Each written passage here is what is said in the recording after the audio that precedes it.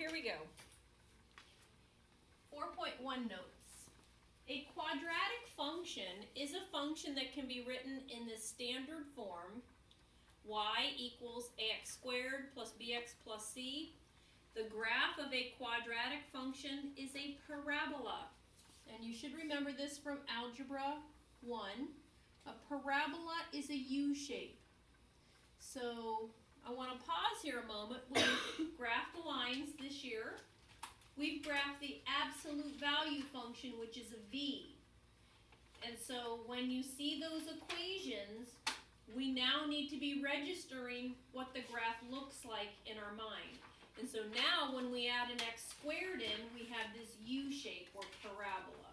Okay, so we have lines, absolute value is a v, and we have parabolas, which are u's.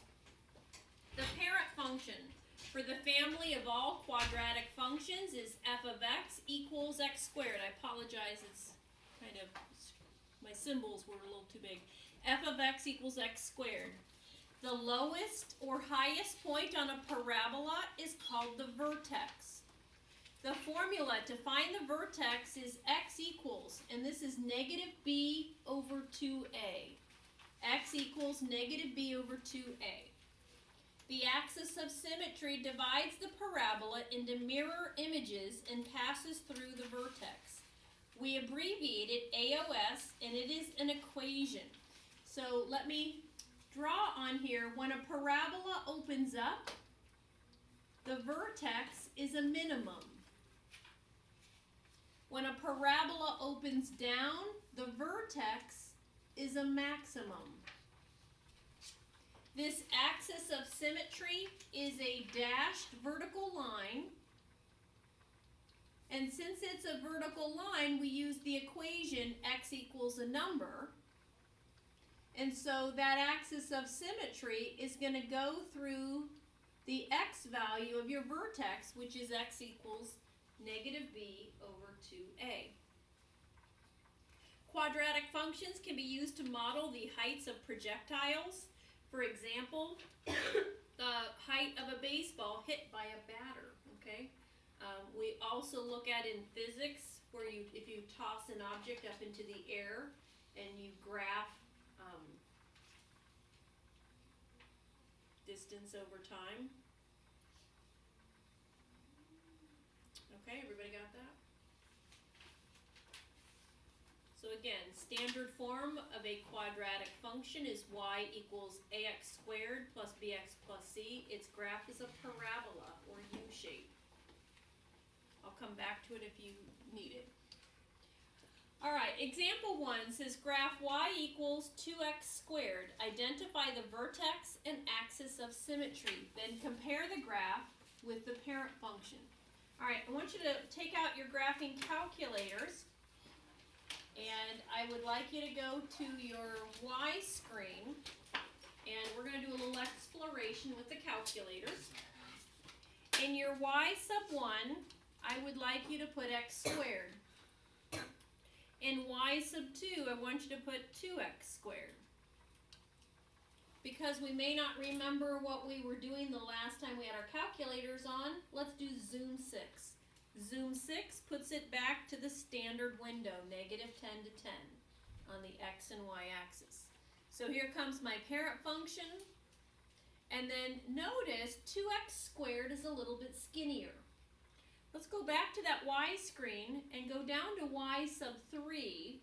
And I want you to put, let's do 8x squared. And I'm just picking that randomly, but just something bigger than 2.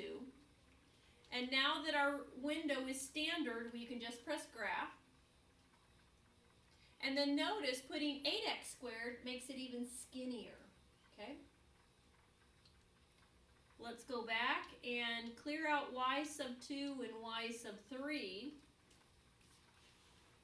And in y sub 2, I want you to put parenthesis 1 divided by 2, close the parenthesis, x squared. Remember, when you have a fraction, you put it in parentheses on this graphing calculator.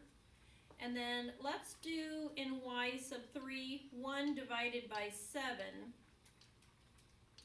in a parenthesis x squared, and do graph. So here comes the parent function, 1/2 x squared. And then here's my 1/7. It's getting wider. So the closer the number is getting to 0, the wider the graph is. Okay? But, whoops, let me go back there. Notice, though, the vertex is still at 0, 0, isn't it? Okay? So my vertex here is 0, 0. Axis of symmetry is always x equals the x coordinate of the vertex. Alright, and then what you're going to do is you're going to make a table of values with 5 rows, and the vertex goes in the middle. Okay, you identify the vertex. Sometimes we have to find it by x equals negative b over 2a. You identify your axis of symmetry. Axis of symmetry is always x equals the x coordinate of the vertex. And then we're going to make a table with 5 values. And in the middle is the vertex.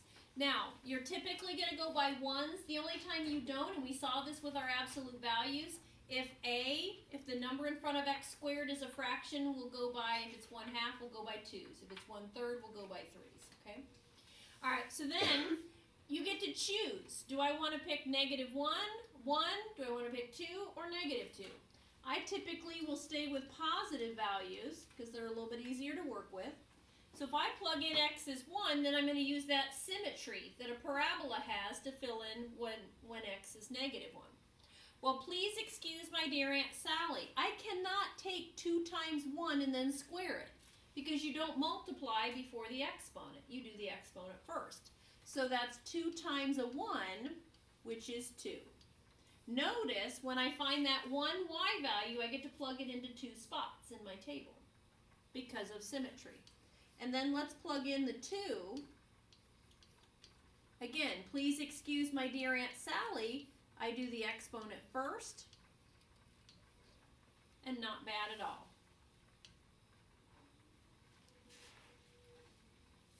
Think about your table values before you make your grid. I don't have any negative y values, so there's no reason to put my x-axis in the middle.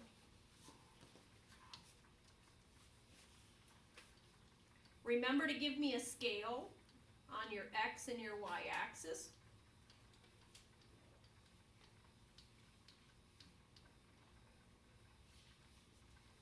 So my vertex is 0, 0. I have 1, 2, and -1, 2, and then I have 2, 8, -2, 8. So this is a pretty skinny parabola. And then what we're going to do, though, is we need to graph the axis of symmetry. And in this case, it's a vertical line that goes through the vertex. So in this problem, it's the y-axis. So you're going to have to make this dashed line just a little bit to the right or a little bit to the left so we can see it. And something I strongly recommend that you do before you're done with a problem, and this would be true for a quiz or a test, is reread the problem. It says graph y equals 2x squared. I did.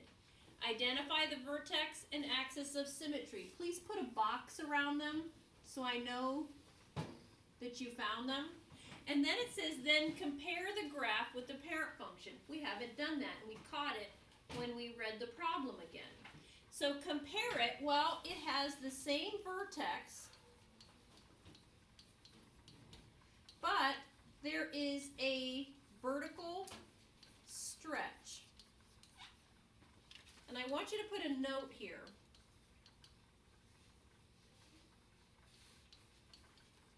In y equals ax squared plus bx plus c, if a is greater than 1, then there's a vertical stretch.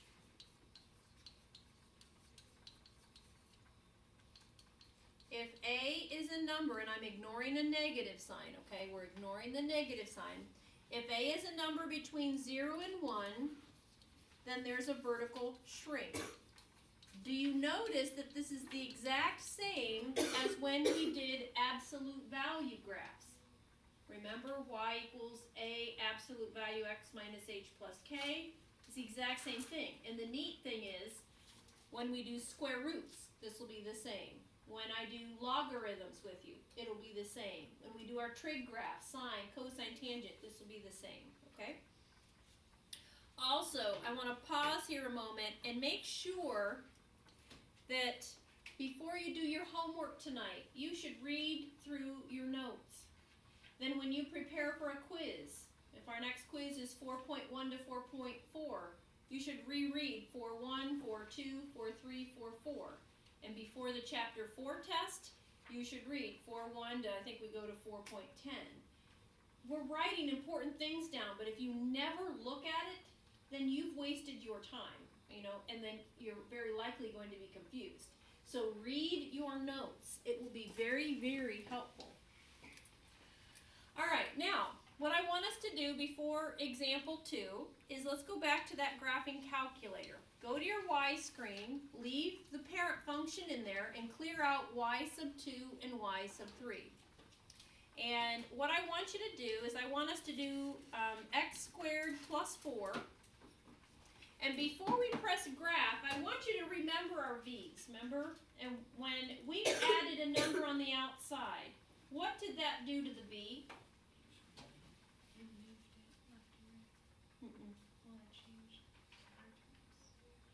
I'm not talking about the number on the inside, I'm talking about the number on the outside. That moved it up or down, right?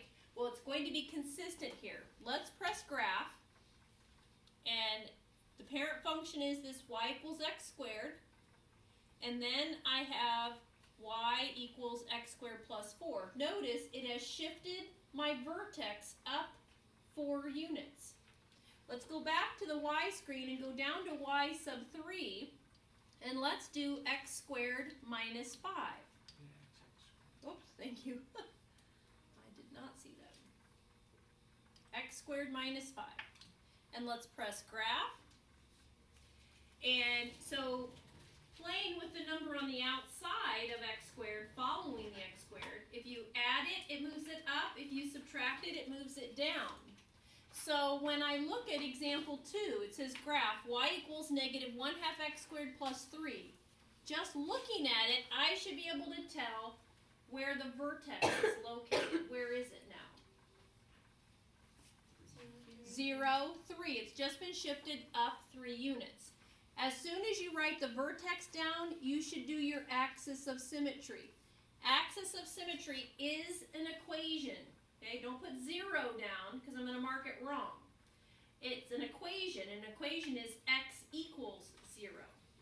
Now we're going to make our table and put 5 values, and the vertex goes in the middle.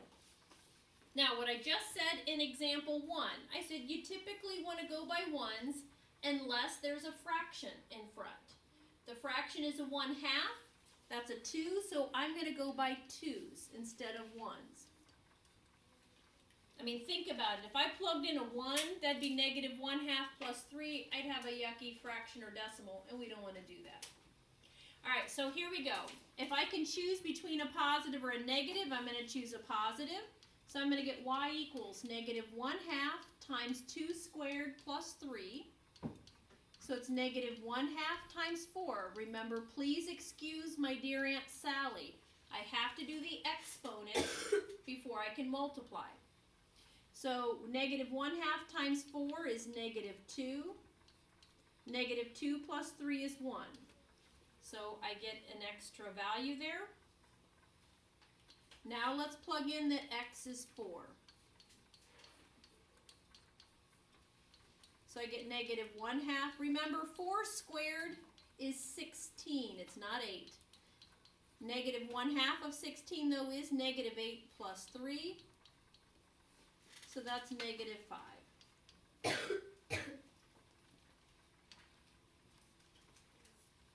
When you go to do your grid, think about it. My y-axis does need to go in the middle. but then I have much more values that are negative than I do positive.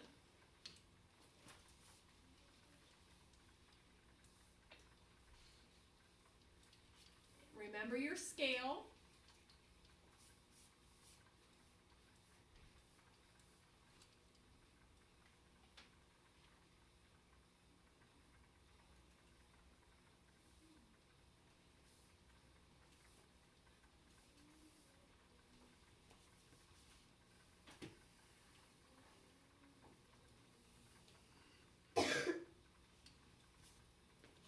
Now, why does this parabola open down?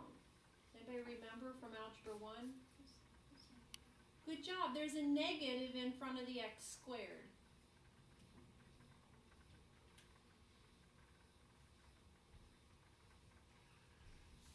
And then let's remember our axis of symmetry.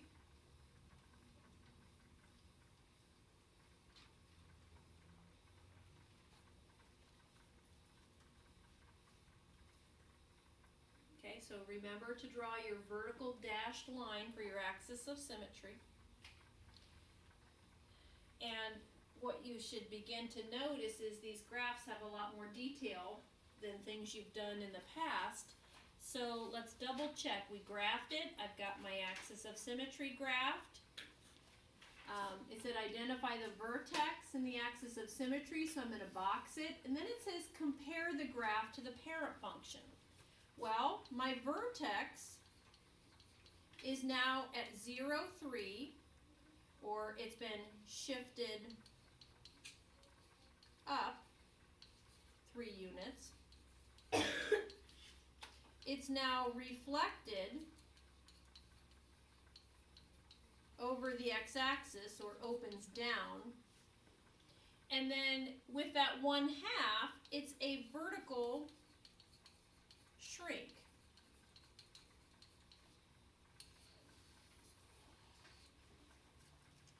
Okay,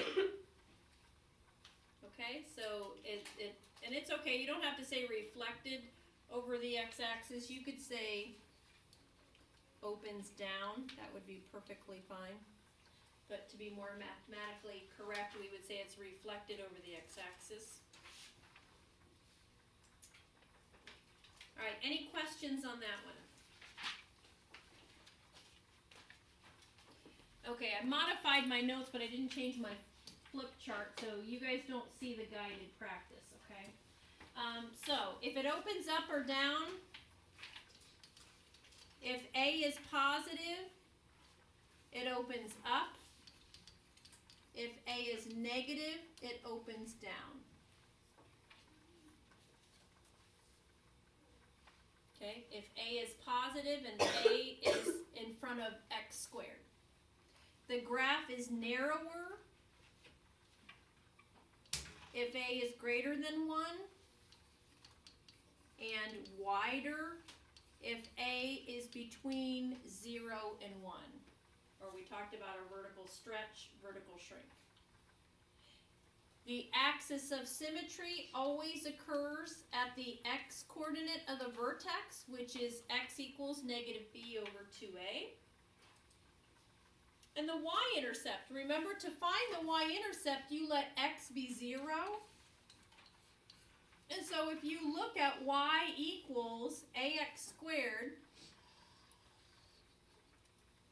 plus bx plus c, if you let x be 0, the constant, the c value, is just your y-intercept, okay?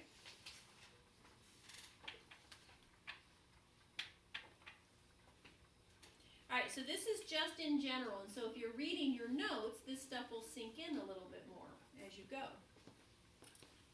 So A determines up or down, whether it's positive or negative. If A is a number bigger than 1, you're getting a vertical stretch, or it's narrower. If A is between 0 and 1, it's wider, or a vertical shrink. Your axis of symmetry is always x equals negative b over 2a. All right, in example 3, if you want to graph y equals 2x squared minus 8x plus 6, what you want to do is you want to find the vertex using x equals negative b over 2a. So,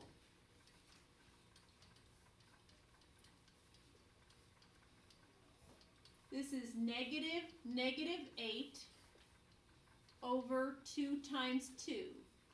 Be very, very careful that you're checking your plus or minus signs, okay? So b is a negative 8, so you're doing a negative 8. So this becomes 8 over 4, which is 2. Then to find the y coordinate, you're just plugging in that x coordinate. So this is 2 times 2 squared minus 8 times 2 plus 6. Please excuse my dear Aunt Sally. I hope you can see the connection now to that first couple days of school that we had, and we practiced evaluating. It was like that was a skill we needed, and now we're using it. So I do my exponent first, and I get 8 minus 16 plus 6. That's negative 8 plus 6 is negative 2. So find the vertex using x equals negative b over 2a. Find the corresponding y value by plugging it in. And then we need a table of values.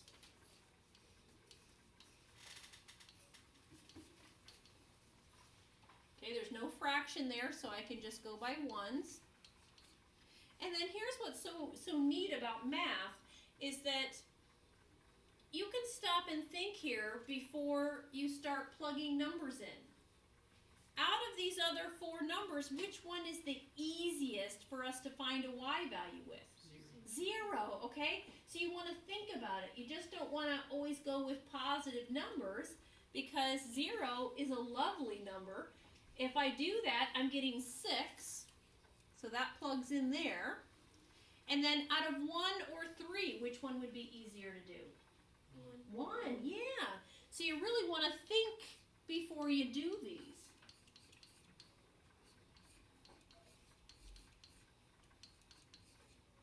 So 1 squared is 1 times 2. That's 2 minus 8 plus 6.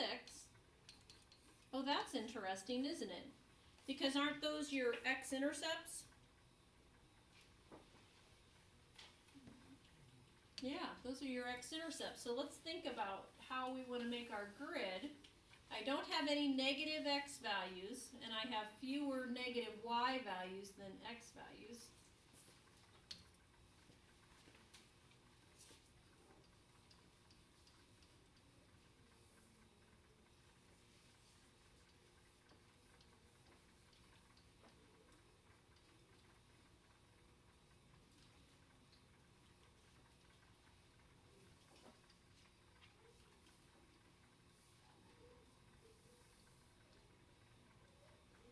And this one's pretty skinny, isn't it? Now, they didn't ask us to compare, did they? No, so you don't have to compare unless you're asked to do so. And then also, don't forget about your axis of symmetry. You always graph it. It is part of your graph. And I forgot to write that down.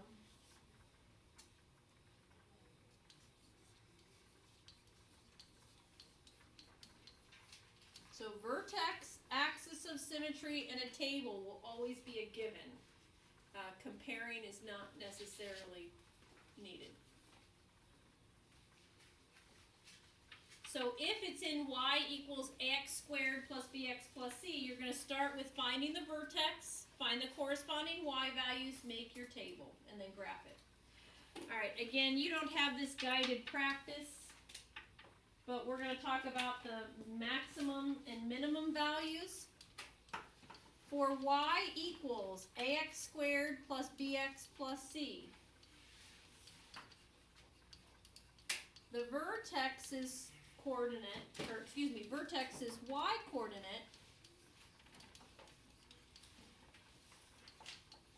is a minimum value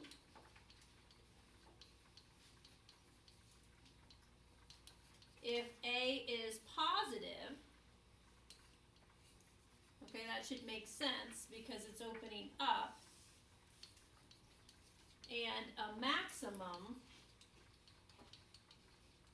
value if a is less than 0. And again, I need to point out that it is the y coordinate. It is the y coordinate.